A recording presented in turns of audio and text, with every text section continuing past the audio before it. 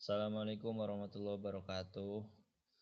Saya Muhammad Iqbal Muadzin, Prodi Ilmu Al-Quran dan Tafsir semester 3A akan mempresentasikan PowerPoint tentang iman kepada malaikat menurut Al-Quran dan Tafsir.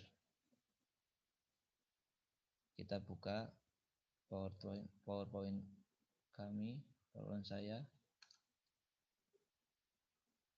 Mari kita simak. Bismillahirrahmanirrahim. Beriman kepada malaikat menurut Al-Quran dan Tafsir. Dosen pengampu Bapak Dr. Muhammad Ali Mustafa Kamal.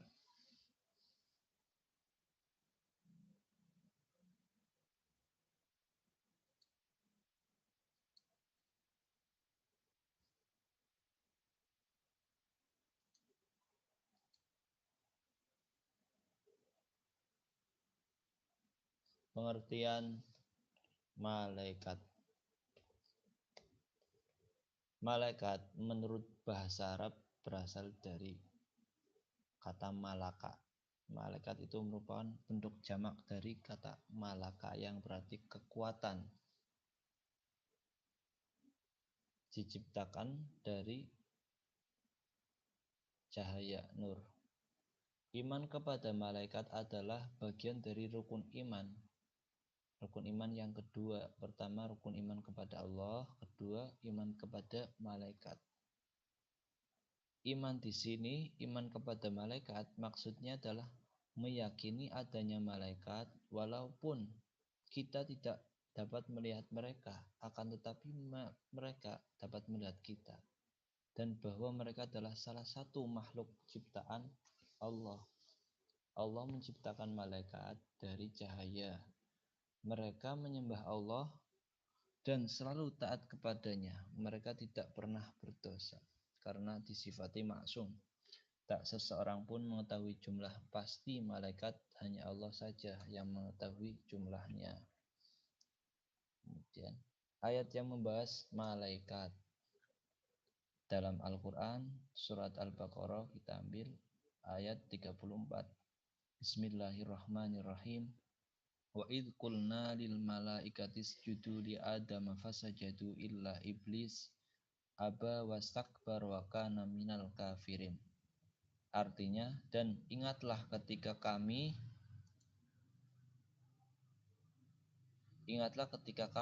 berfirman, ketika kami berfirman kepada para malaikat, sujudlah kamu kepada Adam, maka mereka pun sujud kecuali iblis. Ia menolak dan menyombongkan diri, dan ia termasuk golongan orang-orang kafir. Quran surat Al-Baqarah ayat 34. Ayat ini ditafsiri oleh Wahbah Az-Zuhaili dalam kitab tafsirnya itu Tafsir Munir. Kita ambil kutipan penafsirannya. At-takrimul ilahi as-sami li Adam bisujudil malaikati lahu. Tuhan memuliakan Adam, memuliakan manusia dengan memerintahkan malaikat untuk bersujud kepadanya. Lalu, apakah makna sujud di sini sebenarnya? Sujudnya malaikat kepada Nabi Adam. Maknanya memuliakan. Kita tinjau. Apakah makna sujud? Sujud diartikan secara bahasa berarti tanda hormat, tunduk dan mengandung pujian kepada yang disujudinya.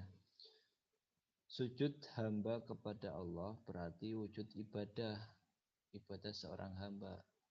Sedangkan sujud kepada selain Allah diartikan wujud memuliakan dan penghormatan.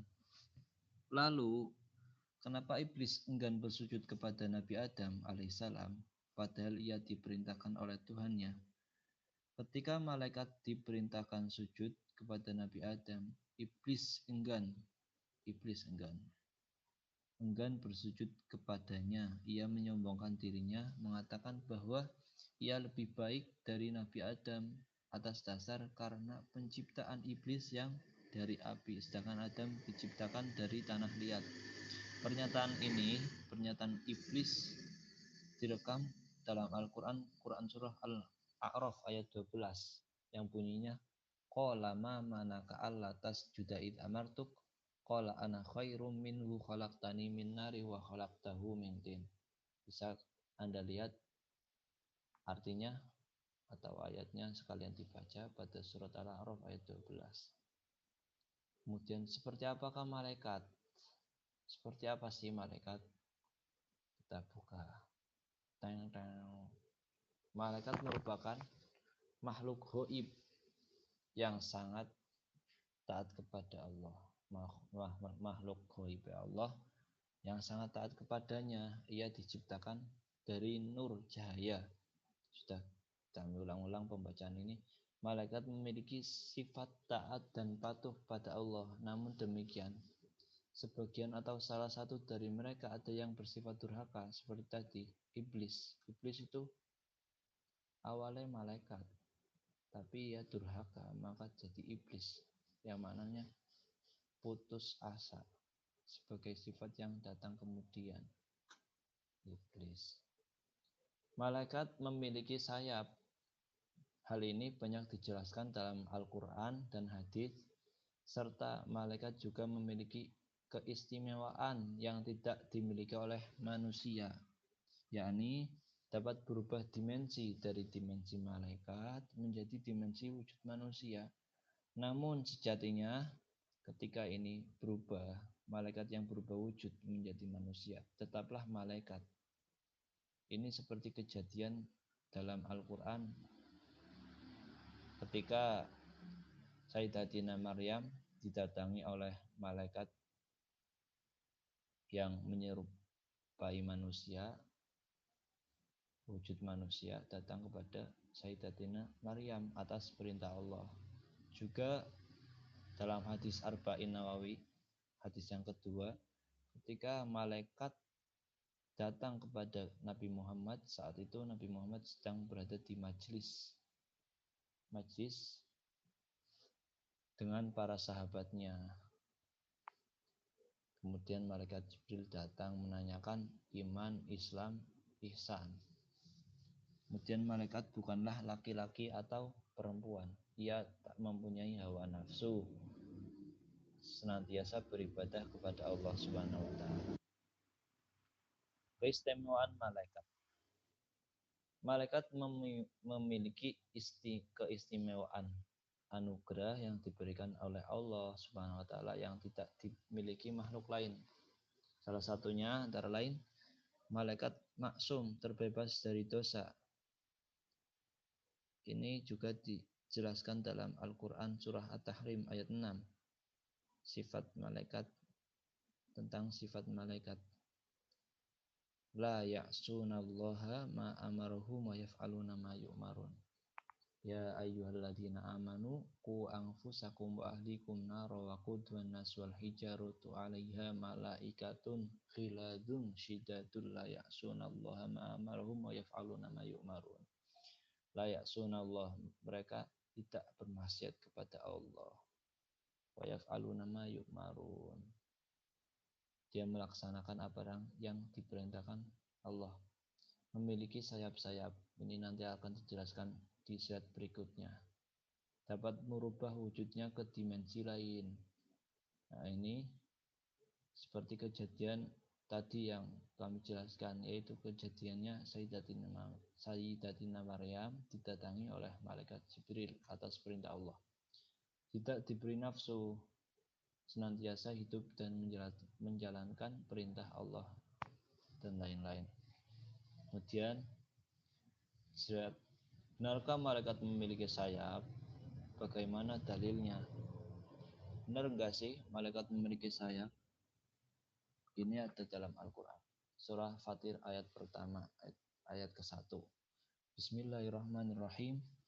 Alhamdulillahi fatiris samawati wal ardi ja'ilil malaikati rusulan uli ajnihatin matna wa thulatha wa ruba' yazidu fil khalqi ma yasha innallaha ala kulli syai'in qadir. Artinya, segala puji bagi Allah, pencipta langit dan bumi, yang menjadikan malaikat sebagai utusan-utusan untuk mengurus berbagai macam urusan, yang mempunyai sayap masing-masing ada yang 2, 3, dan 4.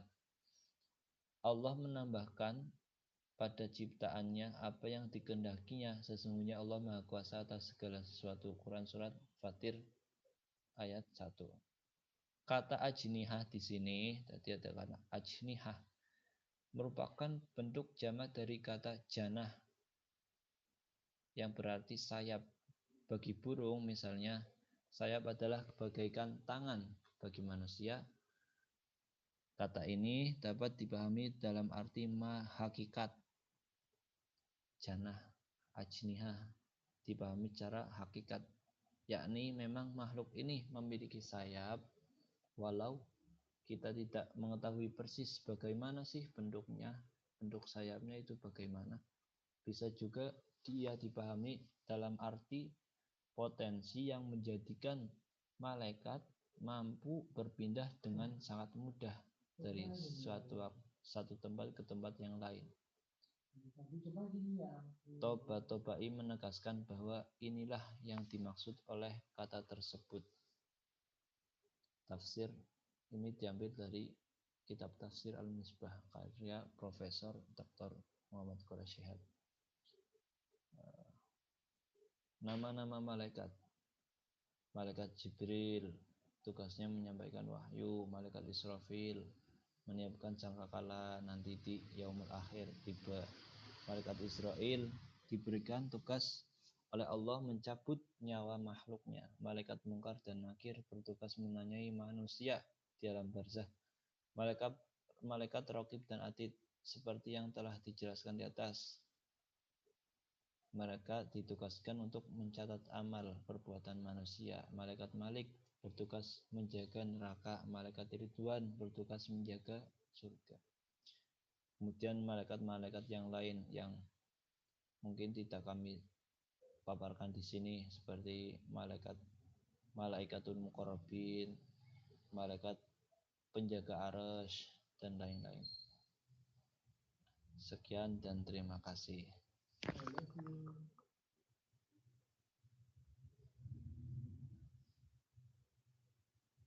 Mungkin semoga bermanfaat.